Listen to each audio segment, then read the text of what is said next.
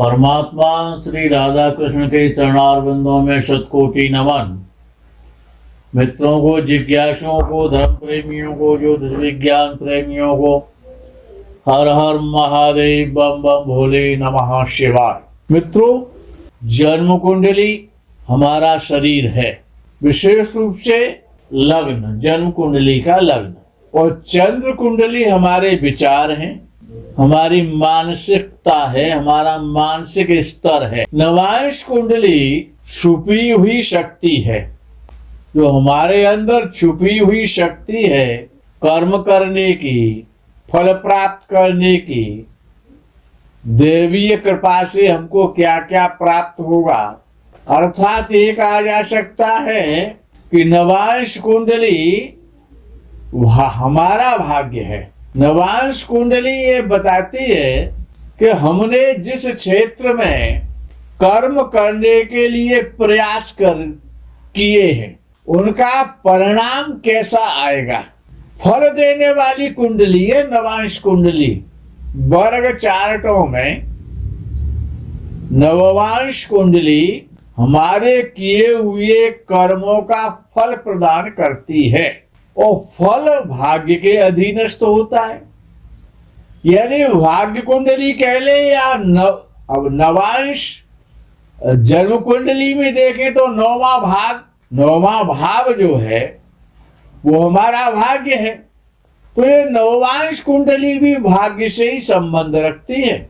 जन्म कुंडली का भाग्य स्थान नौवां स्थान है, उसका भी ये मक्खन है, मक्खन।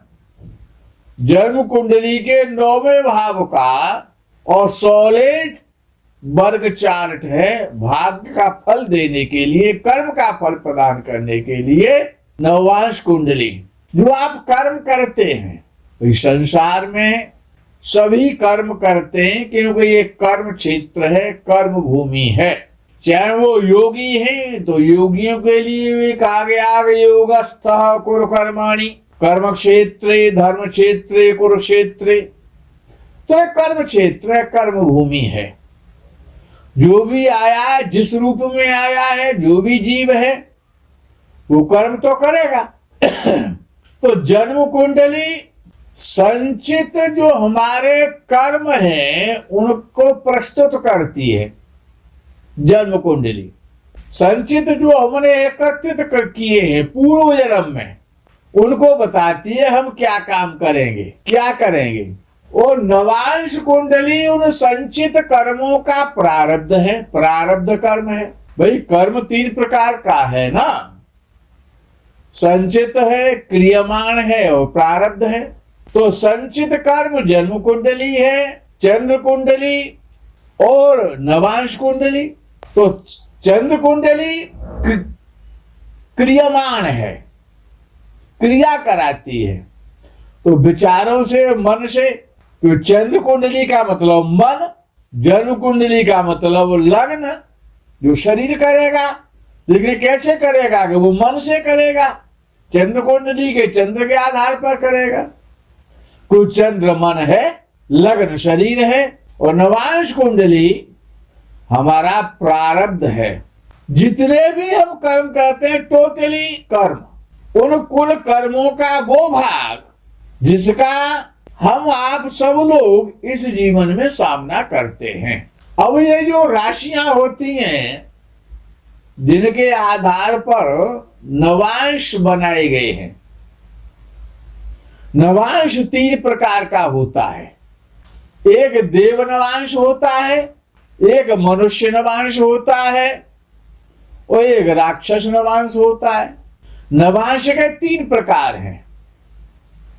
सर्वोत्तम सर्वोत्कृष्ट जो नवांश है वो देव नवांश है। देव नवांश का मतलब है कि जो ग्रह नवांश कुंडली में, जन्म कुंडली के जो ग्रह नवांश कुंडली में, जो 9 ग्रह हैं जन्म कुंडली में, वो जब नवांश कुंडली में बैठते हैं तो वो अपनी क्वालिटी बताते हैं कि हम किस क्वालिटी के हैं।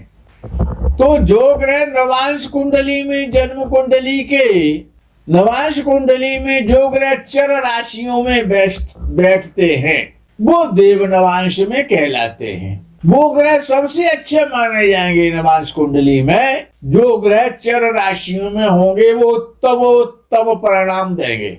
और जो ग्रह स्थिर राशियों में होते हैं, जैसे कि वृषभ राशि है, सिंह राशि है, वृश्चिक राशि है और कुंभ राशि है, ये स्थिर राशियां हैं। तो जो ग्रह नवांश कुंडली में स्थिर राशियों में बैठते हैं वो मनुष्य नवांश में कहलाते हैं। तो देव नवांश में जो बैठे हुए ग्रह नवांश कुंडली में वो उत्तम है, उत्तम फल देंगे। और जो नर नवांश यानी मनुष्य नवांश में जो ग्रह बैठे हुए हैं नवांश कुंडली में वो उत्तम फल देंगे, या एक कह लेगा मध्यम फल देंगे। देव नवांश में उत्तम फल हो गया और मनुष्य नवांश में मध्यम फल हो गया। वो जो ग्रह राक्षस नवांश में बैठते हैं, अर्थात जो ग्रह द्विस्वभाव राशियों में बैठते हैं, वो ग्रह राक्षस नवांश में होते हैं।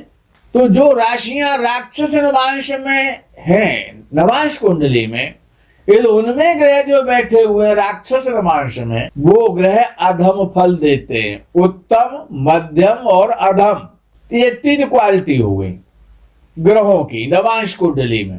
तो देव नवांश उत्तम फल, नर नवांश मध्यम फल और राक्षस नवांश अधम फल। तो इस जब इन उत्तम, मध्यम और अधम ग्रहों की दशा आती है, विंशोत्तरी दशा, वो वैसा फल करते हैं। ये एक पहला विषय है।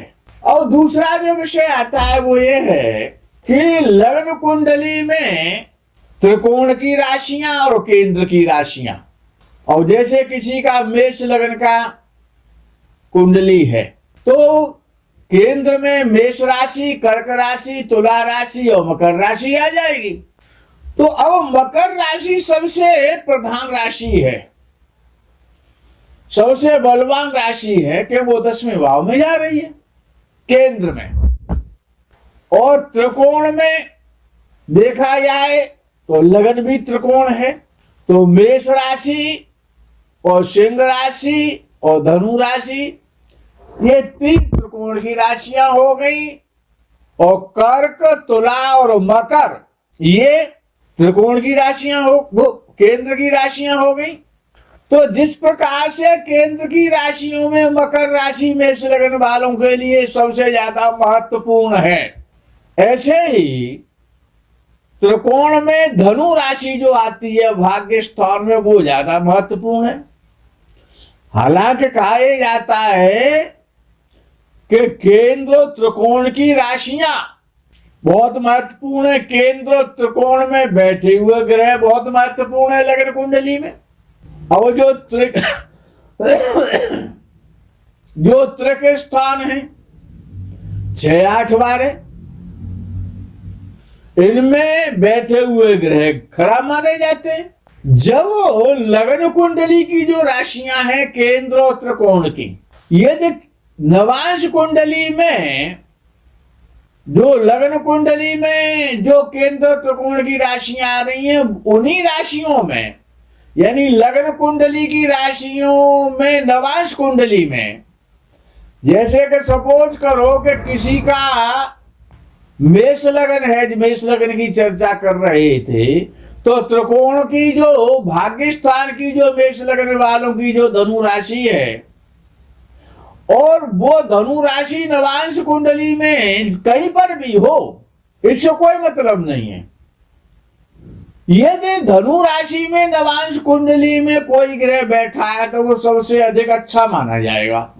धनु राशि में लग्न कुंडली में कोई ग्रह है या नहीं है, लेकिन अगर लग्न कुंडली का ग्रह नवांश कुंडली में या धनु राशि में कहीं बैठता है तो वो ग्रह बहुत अच्छा, सर्वोत्कृष्ट, उत्तम फल देने वाला माना जाएगा। वो ग्रह अच्छा फल देगा। जितने ग्रह मानो मेष लग्न की कुंडली में और नवांश कोई सा भी बन जाए, तो जो धनु राशि है लग्न कुंडली की, उसमें ज्यादा से ज्यादा ग्रह यदि बैठे होंगे तो वो सबसे अच्छा फल देने वाले होंगे। इस बात को याद, ये सूत्र है पाराशर जी का। क्योंकि नवांश कुंडली ये बताती है कि ये जन्म कुंडली के जो ग्रह हैं वो कितने अच्छे हैं या नहीं है, वो पूरी चेकिंग कर लेती है नवांश कुंडली।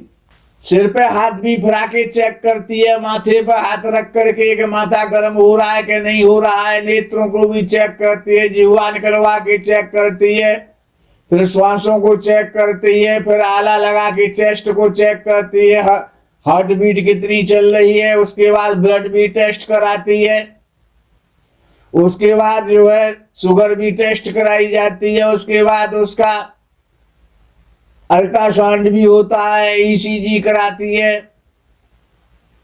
तो सारे काम करके वो बताती है नवांश कुंडली के ये ग्रह कैसा फल देगा लग्न कुंडली का।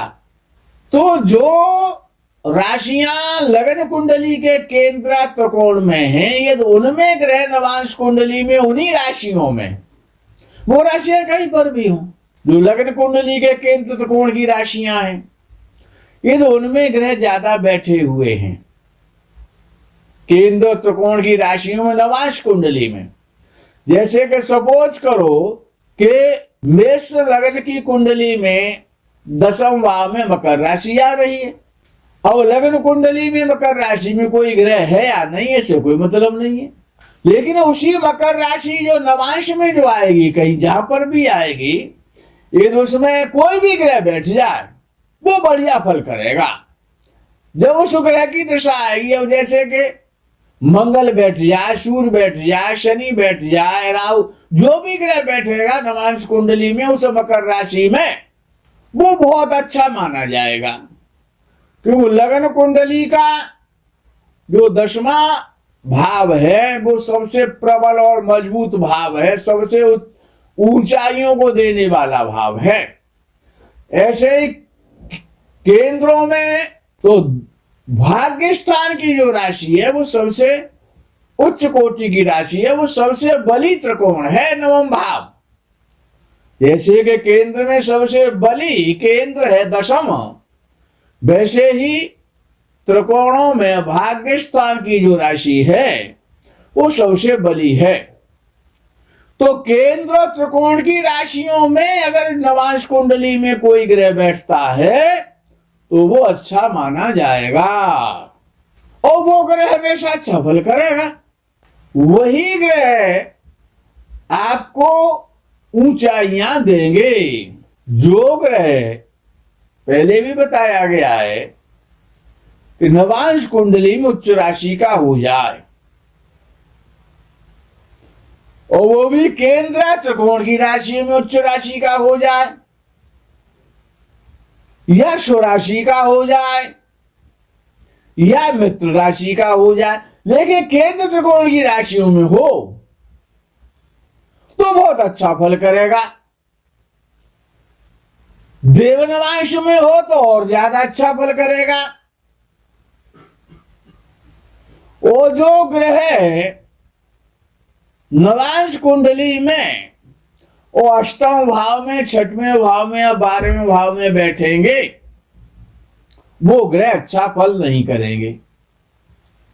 यदि केंद्र त्रिकोण की राशि 6, 8, 12वें नवांश में आ रही है और उसमें कोई ग्रह बैठा है, जन्म कुंडली के केंद्र त्रिकोण की राशि अगर 6, 8, 12वें नवांश में जा रही है, उस 6, 8, 12 में भी नवांश कुंडली में यदि केंद्र त्रिकोण की राशि में कोई ग्रह बैठ जाएगा तब भी वो अच्छा फल करेगा, क्योंकि वो लग्न कुंडली का केंद्र त्रिकोण की राशि है। यह विशेष ध्यान रखना है। अच्छा परिणाम देगा।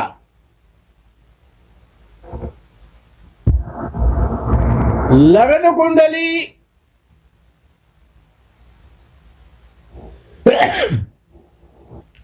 का लगन और नवांश कुंडली का लगन जब एक होता है,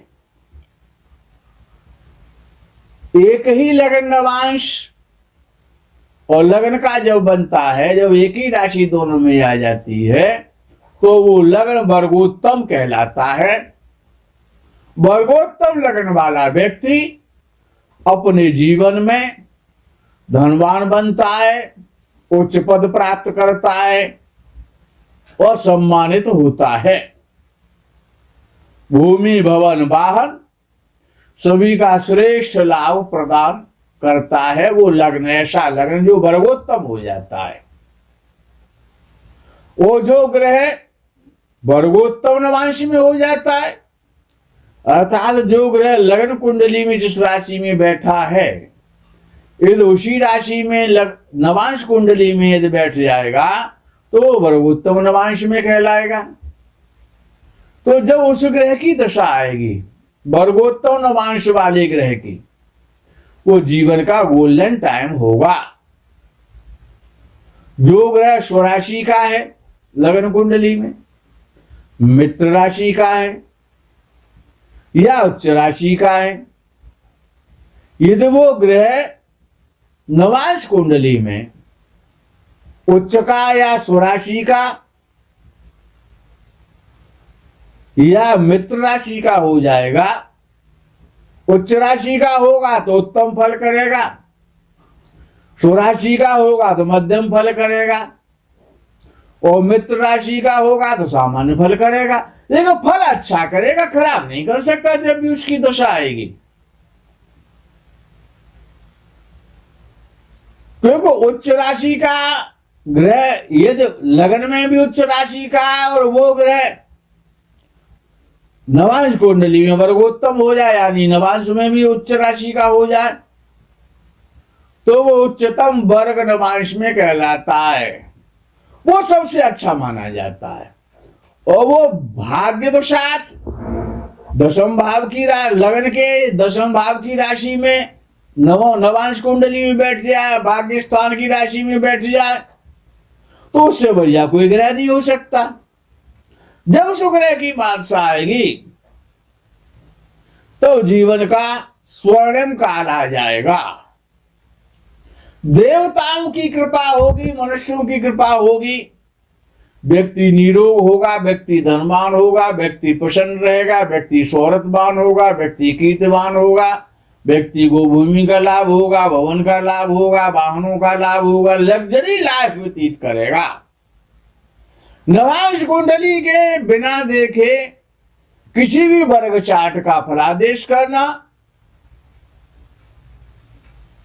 या चंद्र कुंडली से राशि कुंडली के आधार पर, राशि के आधार पर फलादेश कर देना, यह सिद्धांत विहीन है। नवांश कुंडली को अवश्य देखना है। गोचर का फलादेश कहने के लिए भी जिस दिन का आपको गोचर देखना, उस दिन का नवांश भी देख लो कि हमारे नवांश में ग्रह किन किन राशियों में चल रहे हैं, क्या ये गोचर में अच्छा फल करेंगे। नवांश कुंडली के बिना कोई भी किया हुआ फला, नवांश कुंडली यद्यपि विवाह के लिए तो महत्वपूर्ण कुंडली है ही, विवाह के प्रकरण में उसको तो देखा जाएगा, विवाह का सुख मिलेगा कि नहीं मिलेगा, पत्नी कैसी होगी, विवाह कब होगा, विवाह किस दिशा से होगा, ये सारी बातें तो नवांश कुंडली बताती ही है। लेकिन नवांश कुंडली आपका भाग्य है, उसका नाम नवांश है, नौवां भाव ही भाग्य है। भाग्य से विशेष संबंध है। ग्रहों का फल नवांश कुंडली में सोच समझ करके, नवांश कुंडली को देख करके तभी बोलना चाहिए। मित्रों, आज के प्रकरण में यही विराम करते हैं। आगे के प्रकरण का आप इंतजार करें। तब तक के लिए हर हर महादेव, बम बम भोले, नमः शिवाय। जय गौ माता की।